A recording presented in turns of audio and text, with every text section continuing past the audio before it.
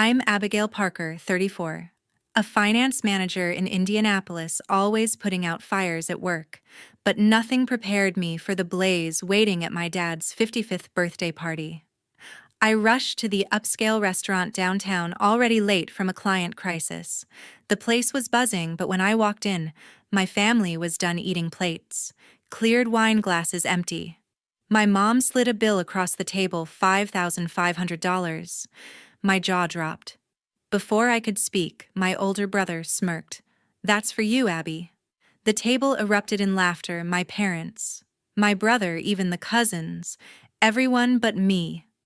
I stared at the bill, my hands shaking, their chuckles echoing like a bad joke. They'd ordered the priciest steaks, the fanciest wine, knowing I'd show up late. I was their go-to fixer, the one who always paid. But this time, something snapped. I didn't just see a bill.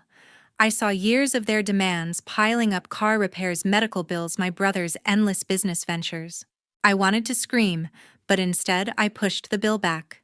Their laughter stopped. I walked out heart-pounding, knowing this was just the start. A few weeks later, things got worse, way worse. If you've ever felt like your family's personal bank, hit that like button, subscribe, and share your story in the comments. Trust me, you'll want to hear what happened next. Growing up in a worn-out house in Indianapolis, I always felt like the family fixer. Our two-story home on the edge of the city had peeling paint, a leaky roof, and a furnace that groaned louder than my father's complaints. My father, Henry, was a truck driver until his knees gave out at 50, forcing him to retire early.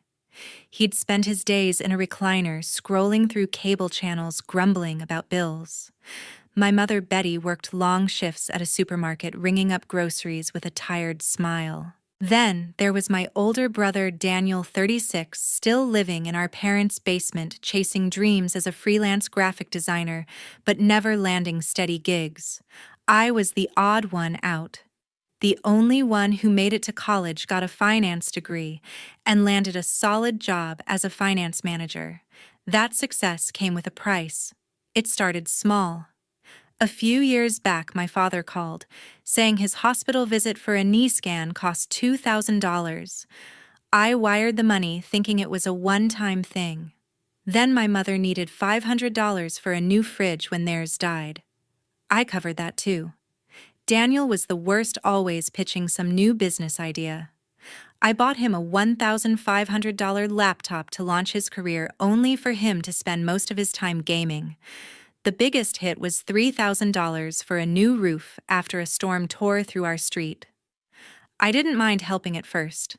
They were family, and I felt like I owed them for getting me through college, though I'd paid my own way with scholarships and part-time jobs. But the requests never stopped. Every month it was something new: a car repair, a utility bill, or another of Daniel's investments. My bank account was bleeding, and I barely had savings left. I'd lie awake at night, my stomach in knots, wondering how I'd cover my own rent if I kept bailing them out. My father would call, his voice heavy with guilt. "Trips, Abby. You're doing so well, can't you help your old man out?" My mother was subtler, dropping hints about how family sticks together. Daniel didn't bother with guilt. He'd just text, "Yo, Abby, spot me a few hundred." I hated saying no. Every time I tried, their disappointed sighs or sharp comments made me feel like the selfish one. The worst part: they never asked how I was doing. My job was brutal, long hours, endless client demands, but they didn't care. To them, I was a walking checkbook, the one who'd always say yes. I started dreading their calls, my phone buzzing like a warning signal. I'd check my bank balance, obsessively watching my dreams of buying a house slip further away. Once I mentioned to my mother that I was saving for a down payment. She just laughed and said, "Oh, Abby, you'll get there someday after you help us with the electric bill." It stung, but I still sent the money. I wasn't sleeping well anymore. My boss, noticing my distraction, pulled me aside and asked if everything was okay. I brushed it off, but inside I was crumbling. I wanted to tell them to stop, to figure out their own problems, but the guilt was suffocating. What kind of daughter, what kind of sister says no to family? I kept telling myself I could handle it, that I'd find a way to balance their needs with mine. But deep down, I knew something had to give. I couldn't keep being their safety net forever. But everything truly exploded on my dad's 55th birthday. I was stuck at work untangling a client's mess. A major account had gone haywire, and I spent hours on the phone calming an irate investor while my inbox overflowed. By the time I glanced at the clock, it was past 7. My father's birthday dinner at an upscale restaurant downtown was already underway. I grabbed my purse, sped across Indianapolis, and parked outside the glittering venue, my stomach churning with dread. I was late again. I smoothed my blazer, took a deep breath, and walked in, hoping to slip into the celebration unnoticed.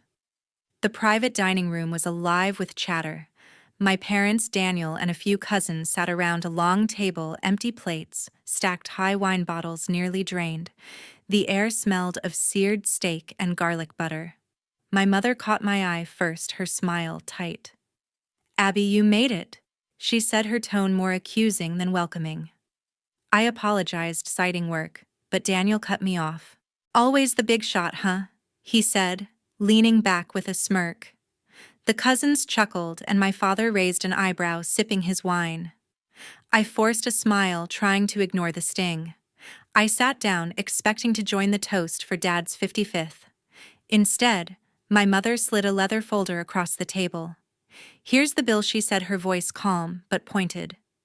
I opened it and my heart stopped. $5,500, filet mignon for 10 bottles of vintage Cabernet lobster appetizers, the works. I looked up, stunned. "You expect me to pay this?" I asked, my voice shaking. My father leaned forward, his expression serious. "Abby, you're doing so well. It's time to share your success with family." Daniel grinned, folding his arms. "That's for you, Abby," he said, his words dripping with mockery. The table burst into laughter, the sound grating against my nerves.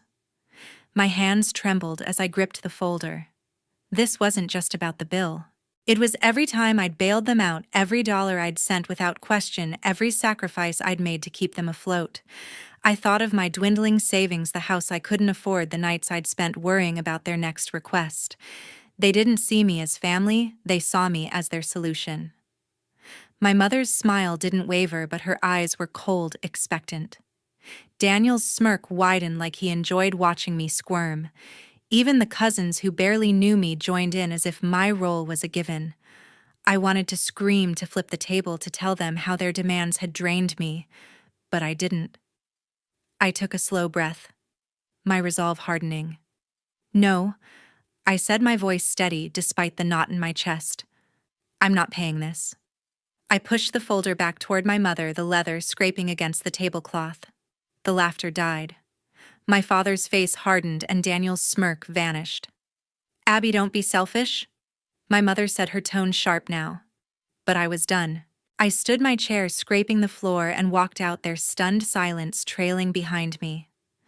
Outside, the cool night air hit my face, but it couldn't calm the fire inside. I was furious at them, at myself, for letting it go this far. My hands shook as I unlocked my car, my mind racing with every time I'd said yes when I should have said no. This wasn't just about one dinner. It was about years of being their fallback, their safety net, their bank. As I drove away, the city lights blurring through my tears, I knew something had shifted. The next morning, my phone buzzed with 38 missed calls and angry texts. I woke up to a screen full of notifications, my heart sinking as I scrolled through them. My mother had sent a string of messages, each one sharper than the last. "Abby, how could you embarrass us like that?" one read. "You're so selfish walking out on your father's big day," said another. My father's texts were colder, more direct. "We need to talk about your attitude." Daniel, my older brother, didn't bother with texts. He'd posted a cryptic status on Facebook, "Some people forget where they came from when they get a fancy job." The post had 12 likes, including from a few cousins who'd been at the dinner. My stomach churned, not just from their words, but from the public humiliation. They were painting me as the villain, and it was working. By noon, my inbox pinged with an email from my father. The subject line read, "Family Financial Agreement." I opened it expecting an apology or at least an explanation. Instead, it was a typed document, formal and cold, outlining a plan for me to contribute $1,000 a month to support the family. My father wrote that it was my duty, given my success, to help with their expenses, groceries, utilities, even Daniel's business needs.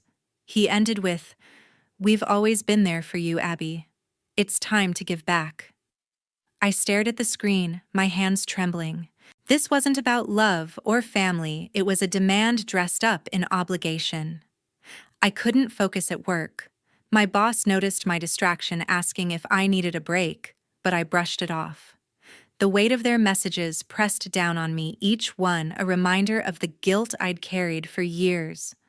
I wanted to call them to explain why I'd walked out, but their words kept echoing, selfish, ungrateful. By evening, I was a wreck, barely holding it together. I texted my boyfriend Michelle, asking to meet at a small coffee shop near my apartment. He was a bank officer, calm and steady, the opposite of my chaotic family. I needed his perspective, someone who wouldn't judge me. At the coffee shop, I spilled everything over a latte. I told Michelle about the dinner, the $5,500 bill, and how I'd pushed it back across the table. I showed him the texts, the email, Daniel's Facebook post. My voice cracked as I admitted how trapped I felt, how their demands had drained me for years. Michelle listened, his brow furrowed, not interrupting until I was done. Then he leaned forward, his voice low but firm. "Abby, this isn't about family. They're manipulating you. They're using guilt to control your wallet." His words hit like a punch. I'd never heard it put so plainly, but he was right. He pointed out how my father's email wasn't a request. It was a contract, like I owed them for existing. Michelle pulled up Daniel's post on his phone, shaking his head. "This is public shaming, Abby. They're trying to make you cave." He asked me to think about what I'd gained from giving them money, nothing but more demands. I sat there, the coffee growing cold as his words sank in. For the first time, I saw my family's actions for what they were not. Love, not loyalty, but a calculated way to keep me tethered.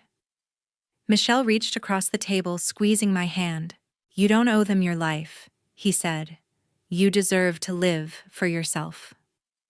Driving home, I felt a mix of relief and anger. Relief because someone finally understood, anger because I'd let this go on so long. I deleted their texts without responding, muted their notifications, and archived my father's email. I wasn't ready to confront them again, not yet. But Michelle's words stuck with me, a lifeline in the chaos. I knew I couldn't keep living like this, always at their mercy. Something had to change, and it had to start with me. A few weeks later, I drove to my parents' house, bracing for a showdown. The two-story house in outer Indianapolis looked as tired as ever, with chipped paint and overgrown shrubs. My father had called the day before, his voice softer than usual, saying we needed to talk things out as a family. I agreed, hoping for a real conversation, but my gut told me otherwise. After weeks of their relentless texts and that ridiculous email about a monthly payment, I was ready to draw a line. I parked, took a deep breath, and stepped inside, my heart pounding like a drum. My parents and Daniel were waiting in the living room. The old couch sagged under my father's weight, and my mother sat stiffly, her hands folded tight. Daniel lounged in a chair, scrolling on his phone, barely glancing up. "Abby, good you came." My mother said, her tone clipped but trying to sound warm. My father gestured to a seat, holding a printed document, the same family financial agreement from his email. "We need to sort this out," he said, sliding it toward me.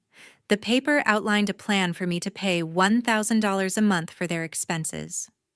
I scanned it, my jaw tightening. It wasn't a discussion, it was an ambush. I pushed the paper back. "I'm not signing this," I said, my voice firm. My mother's face fell, and she launched into a lecture about family duty. "We raised you, Abby. You owe us this much," she said, her eyes narrowing. My father chimed in, his voice heavy with disappointment. You're successful because of us. Don't turn your back now." Daniel smirked, finally looking up. "Yeah, Abby, don't be so high and mighty," he said, his tone mocking. I felt the familiar guilt creeping in, but Michelle's words echoed in my mind. "They're manipulating you." I took a breath, steadying myself. "I've given you thousands over the years. Hospital bills, laptops, a new roof. When does it end?" I asked, my voice rising. My mother started to interrupt, but I kept going. "I can't keep bankrolling your lives while I'm barely holding on to mine." The room went quiet, their faces a mix of shock and anger. Then Daniel, rolling his eyes, muttered, "If Dad didn't have that $20,000 savings tucked away, maybe we'd need your money more." The words hung in the air. My father's face froze and my mother's eyes widened, shooting Daniel a look. "What savings?" I asked, my voice sharp. Daniel hesitated, realizing his mistake, but it was too late. "The account Dad's had for years," he said, trying to backtrack. "It's for emergencies, not like we're hiding it." My father cut in, his voice defensive. "It's for our future, Abby. We just wanted to test your loyalty to see if you'd step up." I stared at them, my blood boiling. $20,000 hidden while they pressured me for every cent I had. This wasn't about need, it was about control. I stood my chair, scraping the floor. "You lied to me," I said, my voice shaking with rage. "You let me drain my savings, my dreams, to test me." My mother tried to speak, her voice softer now, but I cut her off. "No, I'm done. I'm not your bank anymore." I grabbed my purse, my hands trembling, and headed for the door. My father called after me. "Abby, don't do this," but I didn't stop. Daniel shouted something about me being ungrateful, but his words faded as I stepped outside. The cool air hit my face, and I felt a rush of freedom, like a weight had lifted. But it came with pain, a deep, aching hurt. These were my parents, my brother, the people I'd loved and sacrificed for. And they'd played me, used my guilt to keep me tethered. As I drove away, tears stung my eyes, but my resolve hardened. I wasn't going back. Not this time. 1 week later, sitting in Dr. Ann Parker's office, I finally felt like I could breathe. The small room in downtown Indianapolis had warm lighting and a soft couch, a stark contrast to the chaos I'd left behind. After walking out on my family, I'd spent weeks wrestling with guilt and anger. A colleague recommended Dr. Parker, a therapist known for helping people untangle family issues. In our first session, I poured out everything: the birthday dinner, the relentless demands, the hidden savings account. Dr. Parker listened, her calm demeanor grounding me. "Your family used guilt to control you," she said, her voice steady. "They made you feel responsible for their problems." Her words echoed what Michelle had said, but hearing it from a professional hit differently. For the first time, I saw my role clearly, not a hero, but a pawn in their game of manipulation. Dr. Parker helped me unpack years of conditioning. She pointed out how my parents' expectations had wired me to prioritize their needs over mine. "Guilt is a powerful tool," she said, "but it's not your job to fix them." Each session chipped away at the weight I'd carried, replacing it with a sense of clarity. I started journaling, writing down moments when I'd felt trapped, like when I paid for Daniel's laptop or my father's hospital bills. It was painful but freeing, like peeling back layers of a wound to let it heal. Next, I met with Peggy Lewis, a financial advisor recommended by a coworker. Her office was sleek, with spreadsheets pinned to a corkboard. I brought my bank statements, embarrassed by how little I had left. Peggy didn't judge. She went through my records, her pen moving quickly, and tallied up every dollar I'd given my family: $2,000 for my father's medical scan, $1,500 for Daniel's laptop, $3,000 for the roof, plus countless smaller amounts. The total stunned me: $25,000 over 5 years. "That's a down payment on a house," Peggy said, her tone matter of fact. I felt my chest tighten, realizing how much I'd sacrificed for their demands. Peggy helped me create a budget, funneling money into savings and investments. "You're not just rebuilding your finances," she said. "You're reclaiming your future." With my finances in order, I needed something to ground me emotionally. I signed up for a yoga class at a local studio, something I'd always wanted to try but never had time for. The first session was awkward. My downward dog was more like a wobbly plank, but the instructor, a kind woman named Sarah, encouraged me to keep going. Over weeks, I got stronger, my breaths deeper, my mind quieter. I met two women in the class, Lisa and Maria, who invited me for coffee after sessions. They were nothing like my family, no expectations, no hidden agendas. We'd talk about work, hobbies, even our dreams, and I felt a spark of connection I hadn't known I'd been missing. At work, I threw myself into my role as a finance manager. My boss noticed my renewed focus, assigning me a high-profile project with a major client. I spent late nights analyzing data crafting proposals, and it paid off. A promotion to senior manager came with a raise. For the first time, I saw my career as a source of pride, not just a means to fund my family's needs. I started setting boundaries, like turning off my phone after 8 p.m. to avoid their calls. The guilt still lingered, but Dr. Parker's voice in my head reminded me, their problems aren't yours. Michelle was my rock through it all. Over dinner one night, he pulled out a notebook and helped me sketch a financial plan for the next 5 years. We mapped out savings goals, a timeline for buying a house, even a small vacation fund. You're building something for yourself now, he said, his eyes warm with pride. His support wasn't just practical, it was emotional. A reminder that I wasn't alone. We'd spend weekends hiking, laughing over coffee, or just sitting quietly, and I felt a sense of peace I hadn't known in years. By the end of 6 months, I was a different person. The woman who'd walked out of her parents' house angry and hurt was still there, but she was stronger, more sure of herself. I hadn't spoken to my family since that day, and though it pained me, I knew it was right. My life was mine now, not a ledger for their demands, but a canvas for my own dreams. By Thanksgiving, I drove to my parents' house knowing it'd be the last time. The familiar 2-story house in outer Indianapolis loomed ahead, its chipped paint glowing faintly under the November dusk. I'd avoided their calls for months, but my grandfather Norman had asked me to come, promising a family dinner to heal things. His voice, frail but kind, was the only reason I agreed. With my new boundaries in place thanks to therapy and Michelle's support, I steeled myself for whatever awaited. I parked, clutching the pumpkin pie I'd baked, and walked into a house filled with a scent of roasted turkey and tension. The dining room was crowded with relatives, but the mood was anything but festive. My parents sat at the head of the table, their smiles forced. Daniel slouched beside them, picking at his plate.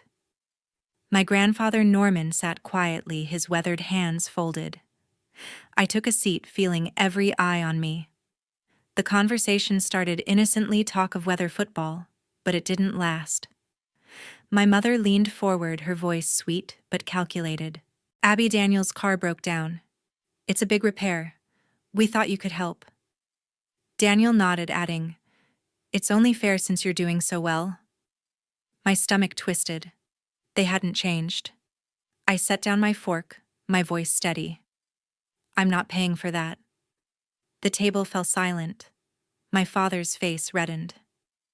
Abby, this is family. You don't turn your back on us, he said, his tone sharp. My mother chimed in. You've always helped before. Don't start acting selfish now. Their words stung, but I'd heard them too many times. I started to respond, but my grandfather raised a trembling hand, silencing the room.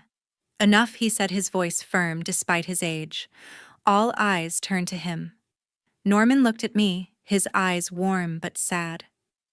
When I was your age, Abby, I had a brother who leaned on me for money, always a new excuse, a new need. I gave until I had nothing left, and he still asked for more. It broke me. He paused, his gaze sweeping the table. You're doing to her what he did to me. She's not your bank. The room froze. My mother's face paled and Daniel shifted uncomfortably. My father opened his mouth to argue, but Norman cut him off. Let her live her life. he said, his voice cracking with emotion. I felt tears prick my eyes not just for his words, but for the weight of his own regret. I stood, my heart racing but resolute. I love you all, but I'm done being your solution, I said, looking at my parents and Daniel. I'm not coming back. My mother gasped, her hand flying to her chest. Daniel scoffed, muttering, "Good luck on your own." My father just stared, his jaw tight. I turned to Norman, squeezing his hand, and walked out the door, clicking shut behind me.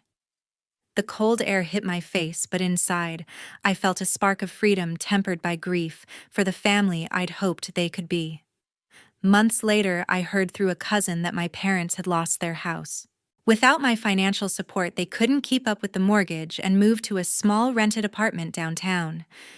Daniel, no longer propped up by my money, took a job as a warehouse worker, his business ideas fizzling out. The news didn't bring joy, it hurt knowing they were struggling.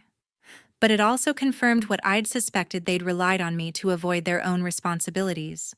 Meanwhile, I closed on a one-bedroom condo in a quiet Indianapolis neighborhood. The day I moved in, Michelle helped carry boxes, his laughter filling the empty space. We painted the walls a soft blue, hung photos from our hikes, and planned a small housewarming with my yoga friends Lisa and Maria. My job as a senior finance manager kept me busy, but I made time for yoga therapy and quiet evenings with Michelle. For the first time, I felt at peace, not because everything was perfect, but because my life was finally mine.